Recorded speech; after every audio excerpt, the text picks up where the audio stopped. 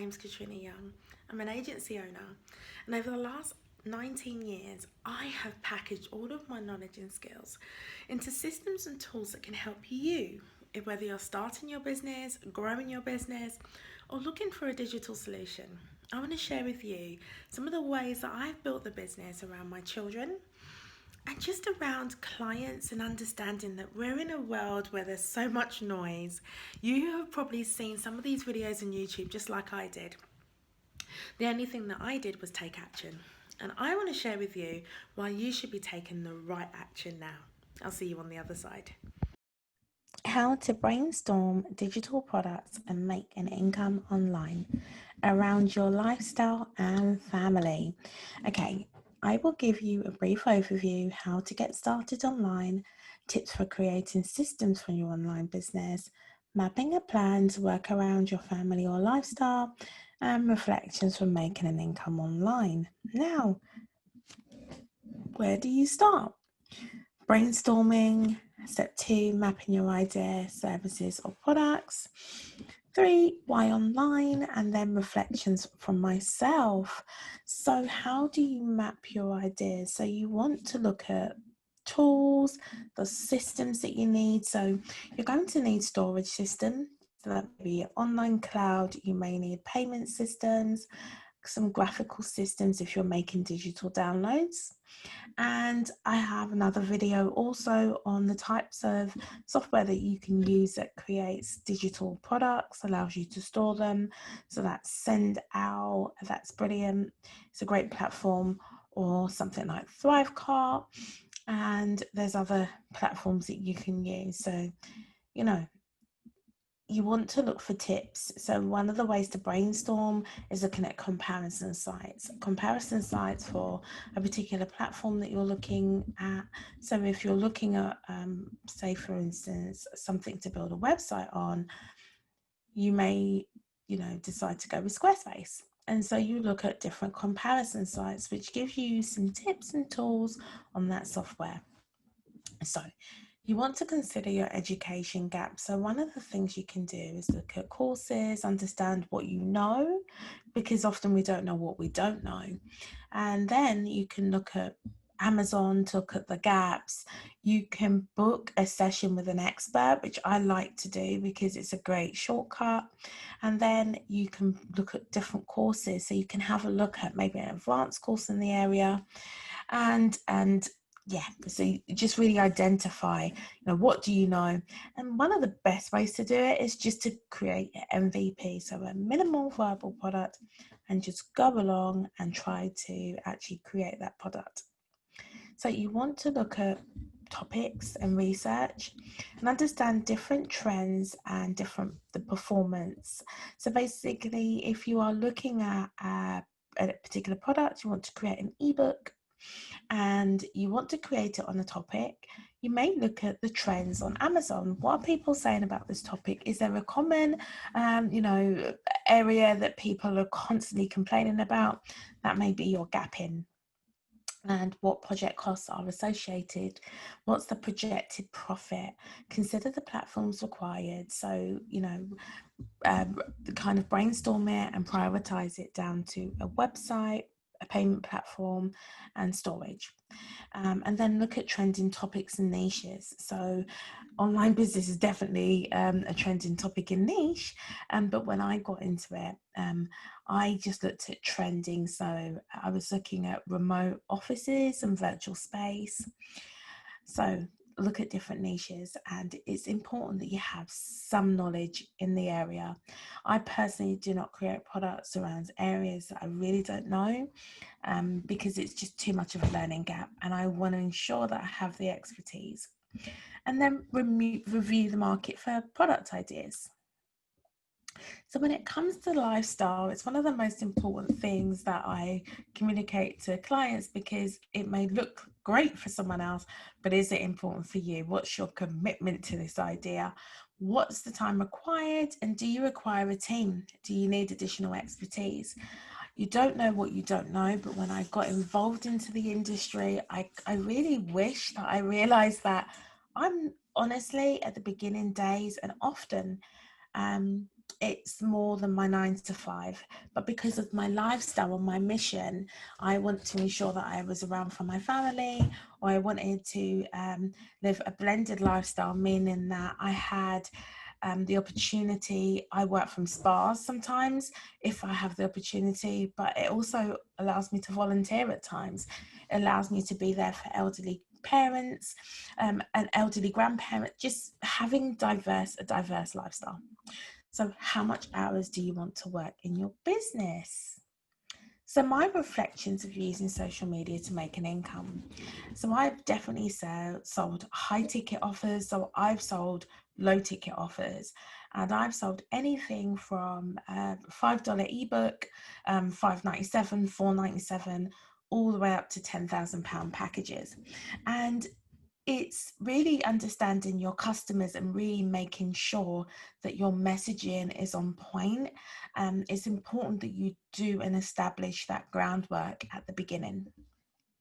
For myself, it was definitely difficult because I wasn't given as much advice at the beginning, moving into the digital space, that now meant that I was subsequently a personal brand.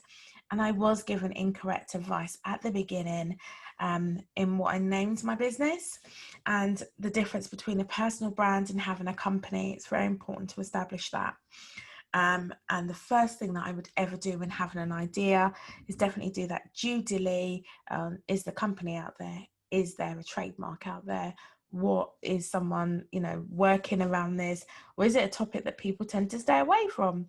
So my reflections are just make sure you do that work at the beginning. And make sure that you are committed. I literally love marketing, business, strategy. I've done it since I was 19, so I absolutely love it. And for me, I like keeping up to certain trends. I keep abreast of technology. I read or a forum or take part in something daily. So I know there's many people who just get in for a quick buck, but it does end up just being that. And sometimes these business models work great. So that is my reflection. So why online? So you want to find a place. So that may be a website, a landing page.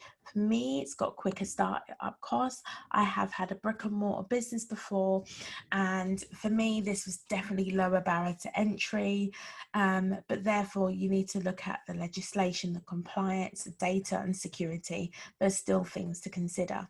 So you can outsource or learn the skills gaps, and I right now, I know what I need to know, but I definitely outsource the other areas. In the beginning, I did too much DIY. So I self-audit now, and when I'm entering a product or creating something, I'm kind of like, okay, what are my overheads? If I waste a whole week on this, then I've actually lost money instead of just paying someone to do it. So that's where my stance with this now. And then I look at my reach, before, you have to look at the ratio between organic and paid, and now I would probably have entered paid and built my list far earlier. So I look at now online promotions, marketing, and product creation, because by providing products, you want to ensure that people definitely want to go for them, they definitely need them, and there's definitely a requirement, and there is a transformation at the end of that product. And then launch, promote, get to selling, find affiliates earlier on, build passive and build residual income, and get launched. So how to get started: map your ideas, test with a small minimal viable product. Now, I have recently just launched a free, completely valuable, value-based, at least I think it's valuable, 4-day experience, which will be live in the first instance and move on to evergreen. But the whole process for that was I only did one-to-one for a very long time. I taught small groups, but what that did mean is that when I had so many people approach me, and particularly at the beginning of COVID, nobody had that high ticket or that one-to-one fee, and there were people who were desperate to get into the market that I just could not help at that time. And so it was important for me to kind of get something out of my head. So I just went MVP. There's no edits on the videos. We've just gone straight in there and given the value. Now, if people are paying for that, would I do that? No, I might add a caveat, and it might be at a reduced rate, or it might be a beta test, but definitely don't procrastinate and not take action. And number one, check your existing network or existing platform, because there may be people out there where you can actually just get on and provide that promotional aspect. They may already have a product. Like, one of the best things you can do is become affiliate in an area that you know. So what is your USP? For me, my USP is that, as I said, I love marketing, but I don't talk about things I don't know. So if I don't know branding, my USP is that I've got quite a big community. So what I do is I lend on experts, and I bring them in, and I help to support clients with partnerships. So my USP is, I'm quite good at tech, quite good at innovation. And so I kind of plug in, and from my old project management career, is really knowing the nuances of when to go with a product. So I kind of work as a project backlog, but then I know who to allocate the next step to, and I take action. So you need to really look at your personality profiles, and business is not for everybody, right? So if it's just a promo that you want to create, then get that out there. So my reflections of starting an online business and making an income online is I would have blogged earlier. I would have understood SEO optimization and copy. I think copy is highly underrated, and actually because of copy you can make a very decent income, because words are powerful, and actually it's the words and the language and the syntax of the language that actually prompts or motivates someone to take a sale, make an action, take a step. Build a support team. Even if you're paying someone £10 a week to do something, you are outsourcing, and get into the process of that. You definitely can't remain a one-man band forever. And the quicker that you outsource, the quicker that your business will grow. So create, execute, implement with the end in mind. So many people kind of come up with a great idea, and if I work with a client, I definitely do not shoot them down, but I always say, okay, well, what are you planning to do with this? Because when you are creating with just the first vision, sometimes you get unexpected costs or unexpected things arise because you haven't thought of those steps. So establish your business model first with multiple revenue streams. So in this day and age, we need more than one thing. And if you're just starting out, it may take you a little bit more time to get established. So I'm not saying, go ahead and set up this whole empire, but I'm certainly saying think of at least 2 service levels. And also, once you've supported a client with one step, they're probably going to need support for the next step. And then brainstorm, take action, and sprint. And sprint, in my mind, is that you make steps to create and do something. And if you have any questions, please reach out at support@katrinayoungconsulting.com. It's been great having you. And nothing is easy when doing or starting to create and sell online, but it definitely helps when you do your research, and that's the first place to start.